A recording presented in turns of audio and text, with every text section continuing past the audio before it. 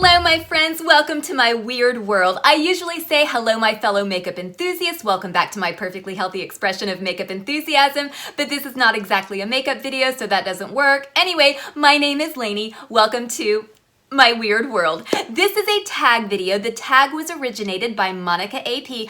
I started watching her video and she seems like a total sweetheart. I'm gonna totally subscribe to her channel when I finish filming this, but I wanted to go ahead and film mine so that her responses didn't creep into my brain and influence my truth. But I originally saw this tag video from Nina, channel name Just Nina. I will link her as well as Monica down below. And she did her video a couple of weeks ago and she actually tagged me. Nina, that was the first time in the history of me doing YouTube that somebody has specifically tagged me to do a video. So that totally made my day. I've been meaning to do this forever. I'm finally getting around to doing it. I'm still planning to complete my makeup use disorder series. There have been a lot of things going on right now, plus it's the holiday season, so that's crazy, but know that I have not forgotten about that. So blah, blah, blah, blah, blah, blah, blah. Let's just get into the questions. Question number 1. What is your main gig? Do you work full-time? Are you a student? Are you a parent? Spill the beans. I do jack diddly squat. So there's a reason for that. 2019 was the worst year of my life.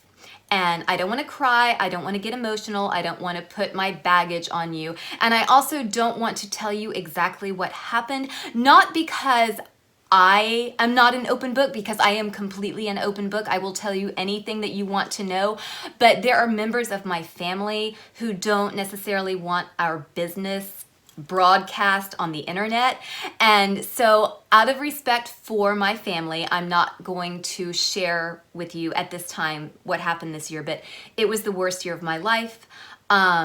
I did finish my graduate program. I finished my internship in marriage and family therapy and in sex therapy. So I am a psychotherapist, but right now I am a pre-licensed psychotherapist, which means I haven't taken the national licensure exam yet. So I am currently studying for that and watching a lot of Umbrella Academy. I have watched it 5 times now.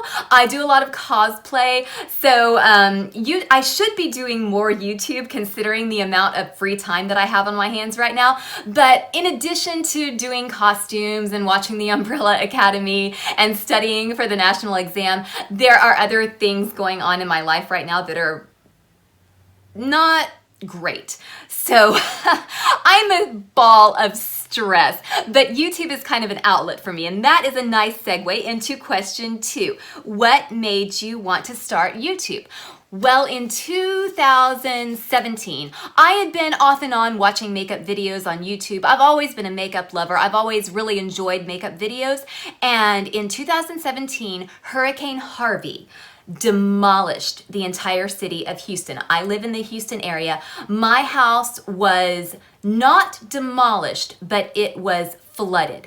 And it was like living in a landfill for over a year. I was going to say the better part of a year, but no, it was more than a year.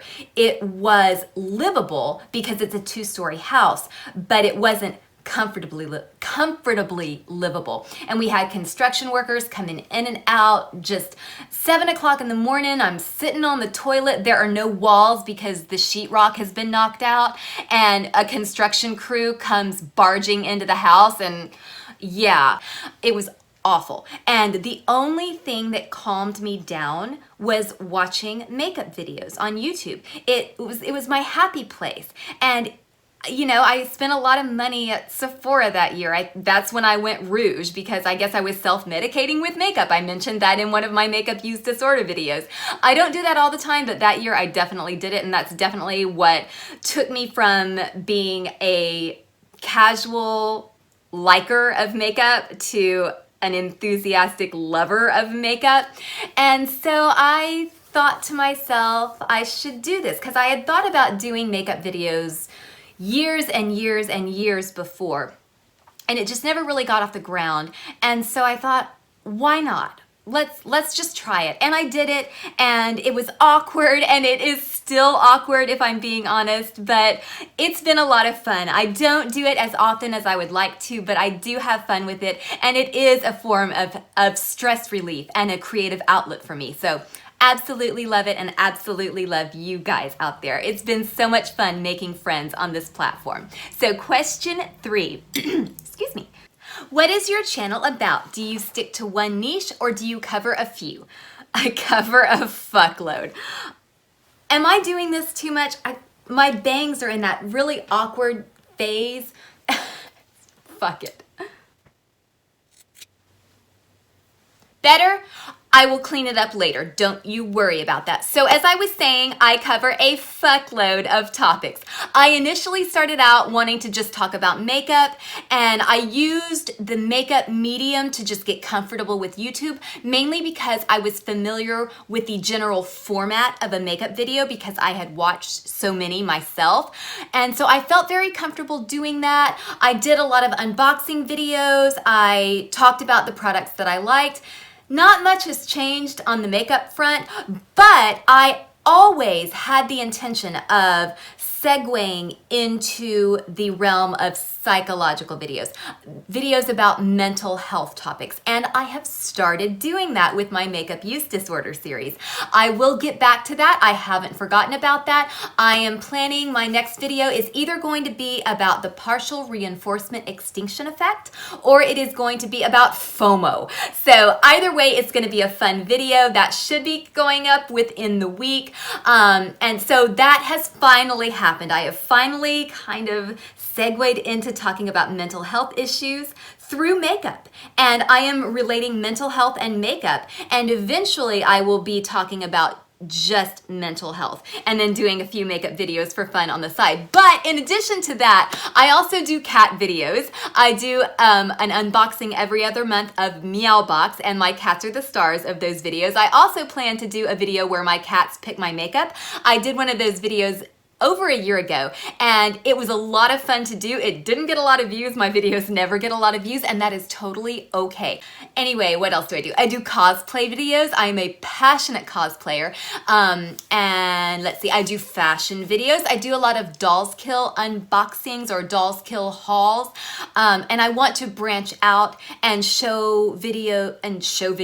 make videos where I show, say, my work wardrobe or my club wardrobe, and I don't really go to the club anymore. So those outfits are still really cool and they need to be shown to someone. And so why not do a video with them? And then just, I don't know, I do fashion videos, clothing, makeup.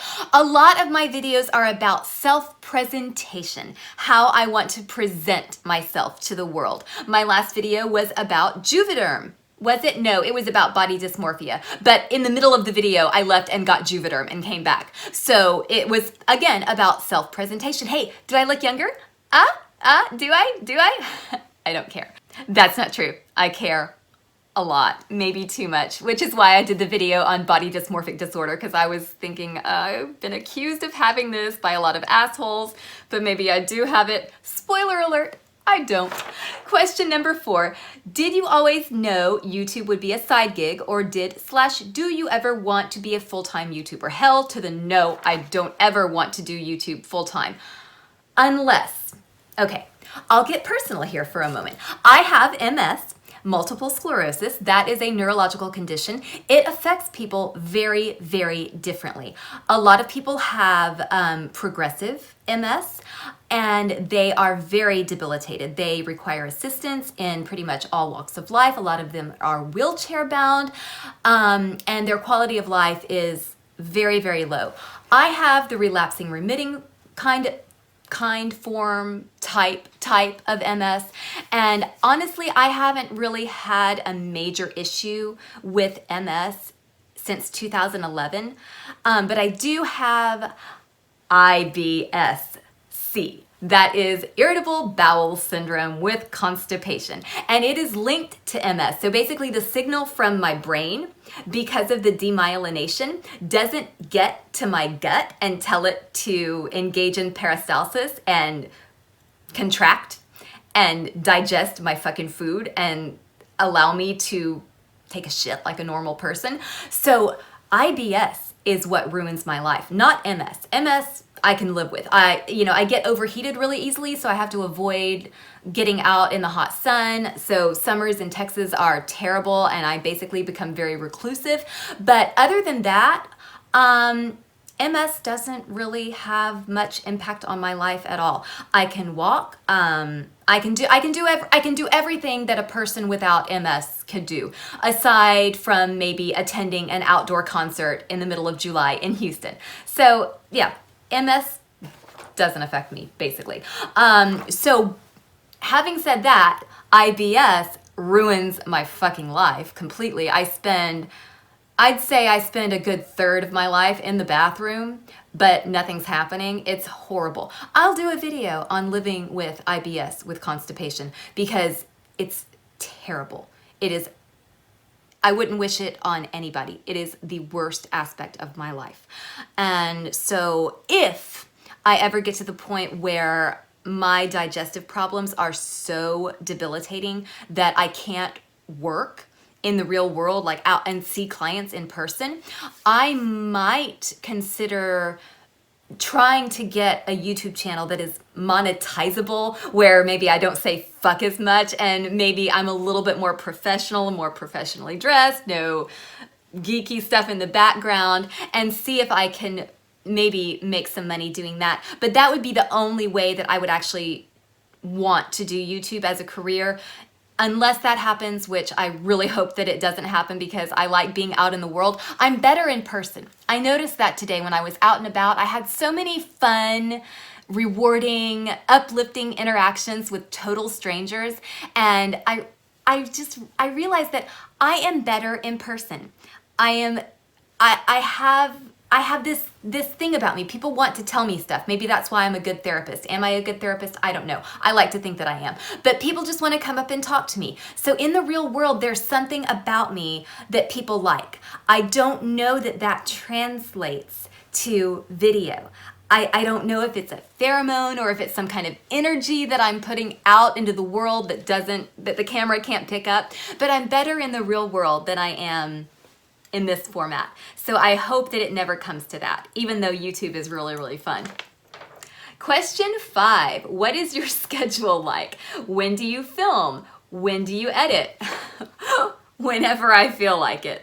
Honestly, there are times when I just don't really feel well, and I just don't feel like sitting in front of the camera. It has nothing to do with self-confidence. It's an energy thing. Sometimes having IBS is really tiring, and sometimes my energy is just zapped. And even if I plan to film on a day, I wake up and I feel horrible, I won't film. So I just have to basically strike when the iron is hot. And if I'm feeling well, and I'm feeling like dealing with the equipment and setting up the equipment, then I film, and I usually edit right after I film. There's no schedule. Not at all. I wish I could be organized, but no. Question number 6, how do you keep your YouTube channel organized? I don't. Do you plan videos ahead or just film when you feel like it? Well, I pretty much already covered that. Actually though, I do have a whole file on my computer, a very large file on my computer full of video ideas. A lot of them are scripted, and then of course the script goes out the window when I get in front of the camera, which I think is good, because I feel like it's easier to listen to somebody just talk. I feel like I got really rambly on question 6, so let's try to keep question 7 a little more succinct. How do you feel about sponsored videos on YouTube? I don't care. I really don't care. It doesn't bother me. I think that it is the law now that you have to disclose a sponsorship. So yeah, it doesn't rile me up. A lot of people get salty about it, but I don't care. Have you / would you ever do one on your channel? Abso-fucking-lutely. Oh my gosh. That's one of my other video ideas in that huge file that I have on my computer. Companies that I wish would sponsor me. Beautiful Disaster. I would love for Beautiful Disaster to sponsor me. I would love for ModCloth to sponsor me or to send me PR. That's a company that I would want PR from. But oh my God, yes, I would totally do a sponsored video as long as the company was a company that I fully believe in, that if the product that I was talking about was something that I actually use and actually believe in, yes, I would do a sponsored video. That would be amazing. Will I ever? No. Question number 8. What do you think is the biggest challenge of doing YouTube part-time? Okay, I thought of a couple. One of my biggest challenges definitely is equipment. I don't really know what equipment to buy and what equipment is going to work for me. Even when some of the bigger YouTubers that I watch, or the more successful YouTubers that I watch, what is successful in YouTube terms? I don't even know.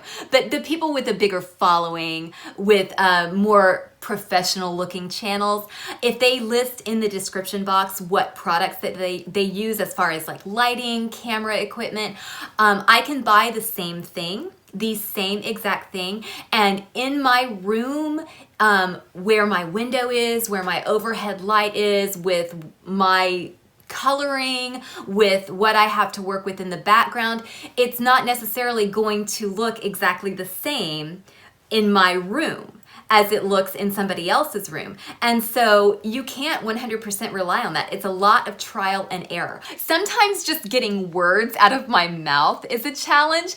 And it's so funny because I am so loquacious in real life that as soon as I'm in a room alone with a camera, sometimes I stammer and I do a lot of or a lot of awkward pauses that I edit out later. When I first started doing YouTube, I would basically say a sentence, cut, say another sentence, cut. And so my videos are so choppy. My early videos are so choppy. And later on, I got a little bit more comfortable just talking and being okay with stumbling over words or with having a little bit of a pause.